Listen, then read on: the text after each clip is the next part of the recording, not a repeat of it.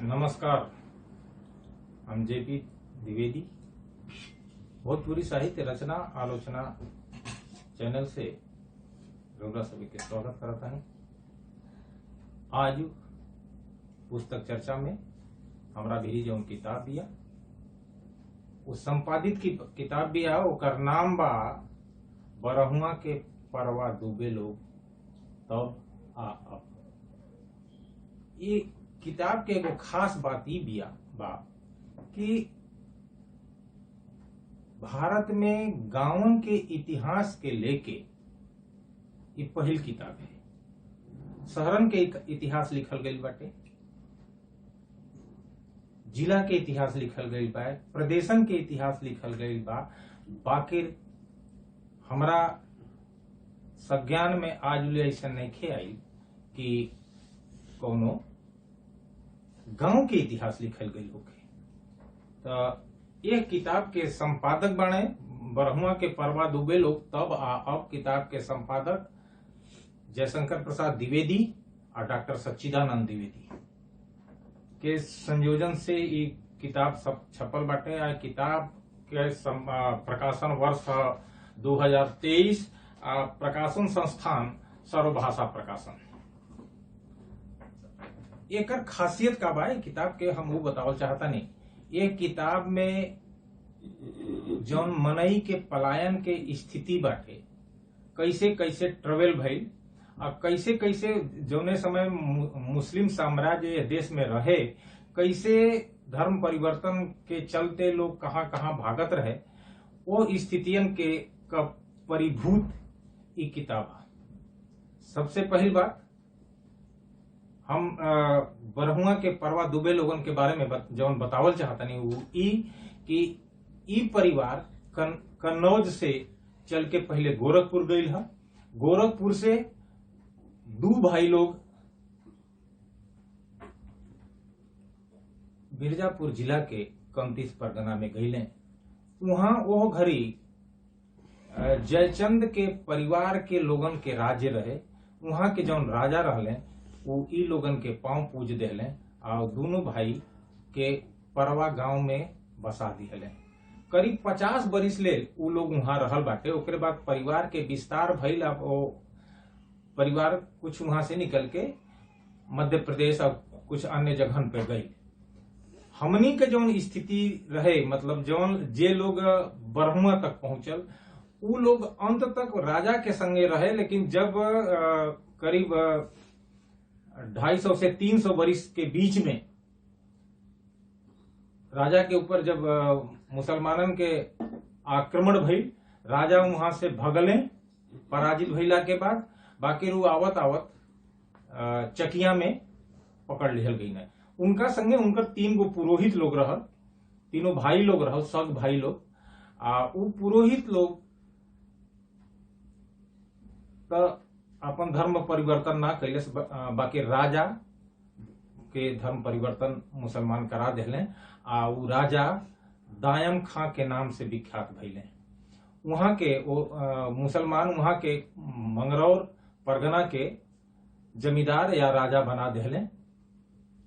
अब समस्या ई भइल कि तीनों भाई लोगन के जीविका कैसे चली। काहे से ओकरे पहला तक ये लोग राजाश्रय पर आश्रित रहले, राजा के दिहल खाए। अब राजा मुसलमान हो गए तो उनकर दिहल लोग खा ना सकत रहे। तो राजा तीनों भाई के 3 गो गांव में 200 बीघा माफी दे के बसा देले। तो एक भाई जवन बरहुआ में बसले, उनका नाम रहे चंद्रभान दुबे।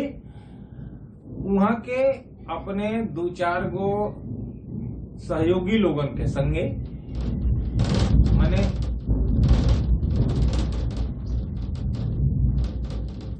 2-4 घर कोयरी, 2-4 घर जमात, 1-2 घर अहिर, कुछ और बिरादरी के लोग रहल। उनको ले के लोग बरहुआ गोलवा पहाड़ के नियरे पटपहरी के लगे ये लोग बस गए। एगो पीपर के पेड़ रहे। जीविका का साधन ये लोग खेती या पशुपालन बनौलस। करीब 2 पीढ़ी लोग वहां रहल।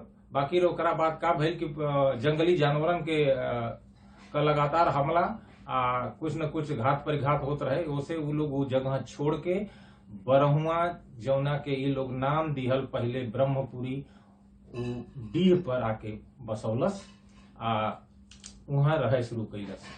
लेकिन तब तक चंद्रभान दुबे का 2 पीढ़ी हो चुकल है, दूसरी पीढ़ी में आ गए है ना, तो उनके 2 गो लड़का बरहुआ में रह गए आ 1 गो लड़का बेन चल गए।